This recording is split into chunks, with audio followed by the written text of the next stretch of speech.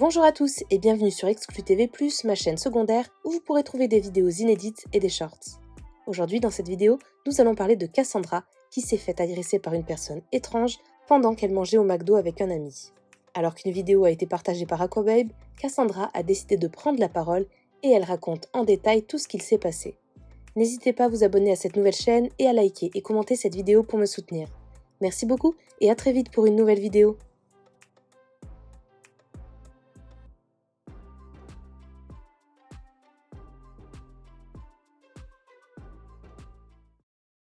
Bon, s'il vous plaît, manager. Non mais il y a personne qui peut venir. Mais bien sûr qu'ils vont venir. Mais t'es qui toi? Mais vous êtes sérieuse de ce que vous êtes en train de faire là en fait? T'es qui toi? Je veux un manager moi. Quand vous Allez, avez ferme jeté ta mon gueule, McDo. toi. Ferme ta gueule. Mais toi. sortez non? Mais t'es qui toi? Moi ça fait 10 ans que j'habite ici. T'es Je qui pétais toi? un câble. Mongolien là-bas. Ça y est, t'as fait les Marseillais, tu t'es pris de J'ai pas fait les Marseillais. Allez, descends. Voilà. Bon, du coup, les amis, je suis rentrée, je viens de voir un petit peu, je recevais plein de messages, je comprenais pas, et en fait, c'est sorti ce qui s'est passé ce soir. Bon, rien de grave, hein, je vais bien, on va bien, parce que j'étais avec mon meilleur ami. On est parti manger au McDo, comme vous avez pu le voir. J'ai envoyé la vidéo que j'ai réussi à filmer à la fin. Ça, c'est vraiment que la fin, le début est bien pire. À la fin, parce que j'avais envie de filmer ce qui se passait, en fait, en mettant mon téléphone au sol, je sais pas, ça a été un réflexe. Je tremble encore.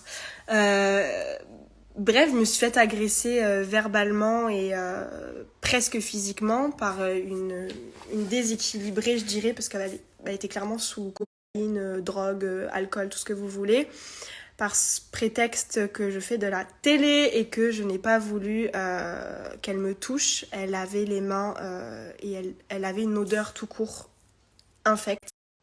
Alors attention, il n'y a pas que l'odeur. De base, elle est venue nous demander une cigarette et demander à toutes les tables si elle pouvait prendre un truc à manger et tout. Et puis d'ailleurs, personne ne l'avait virée alors qu'elle faisait fuir des clientes.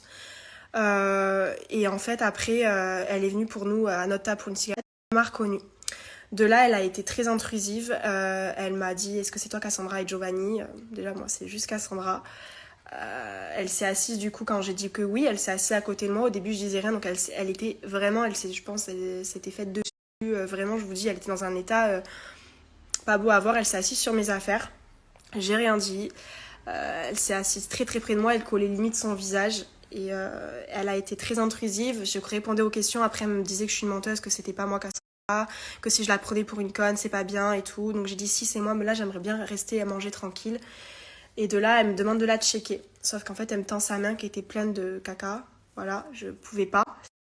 Parce qu'elle me lâchait pas, en fait. Mon meilleur ami, il essayait de la faire partir, elle partait pas. Et là, elle a été odieuse, donc elle a crié, elle a balancé mon McDo au milieu des gens. Alors, au début, les gens, ils regardaient. Il y a personne qui est venu.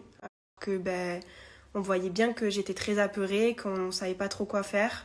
Personne, ni les serveurs, rien, personne. Après, il y a un jeune homme et un papa de famille avec sa femme qui sont venus. Parce que du coup, elle s'est fait virer par le manager après m'avoir insultée, m'avoir menacée de mort. Tout ce que vous voulez, sous prétexte que j'ai fait de la télé, que je me prends pour une star. Elle s'est fait virer, ils ont essayé d'appeler les flics et tout, et puis en fait, le temps que tout ça, voilà, elle est re-rentrée dans le McDo alors que moi j'étais en train d'essayer de me calmer dans mon coin parce que ça m'a fait monter les nerfs, je tremblais et tout. Et elle est re-rentrée pour nous taper encore, enfin essayer de nous frapper. Et ça a failli en venir aux mains avec les gens qui sont du coup venus me défendre. Bon, le manager s'est excusé, m'a demandé si je voulais rembourser mon McDo, mais il avait pas l'air si choqué. C'est grave que de nos jours, sous prétexte qu'on soit un petit peu connu, ou alors je n'imagine même pas si tu t'appelles Kim Kardashian ou etc. Bon, après, j'imagine que tu vas pas au McDo, que tu prends un drive et que t'as un vigile et que quelqu'un le fait pour toi, bref.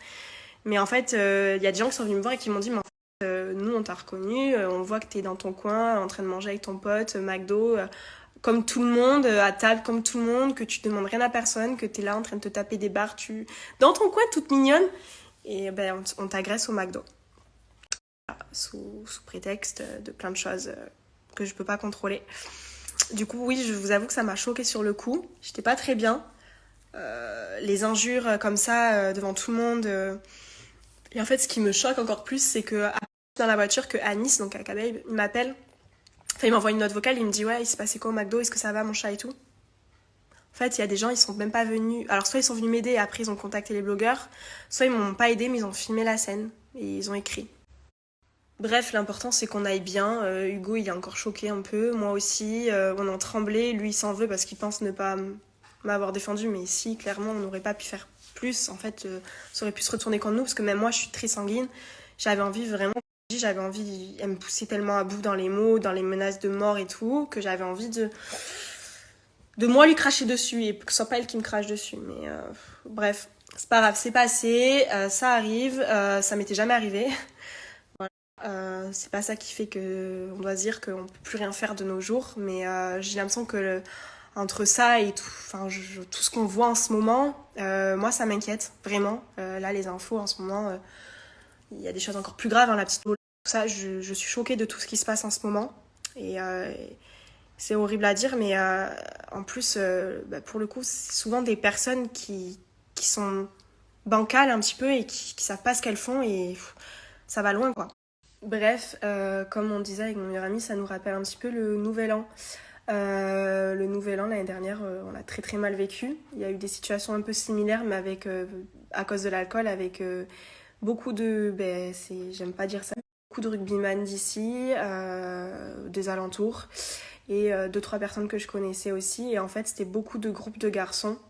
Il y avait aussi quelques filles, mais surtout des groupes de rugbyman qui me connaissaient des réseaux, de la télé, qui se sont permis beaucoup physiquement.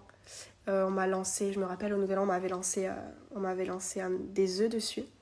Donc j'avais quitté le Nouvel An clairement. Il y a un garçon qui avait essayé de me toucher en plein dans une petite boîte.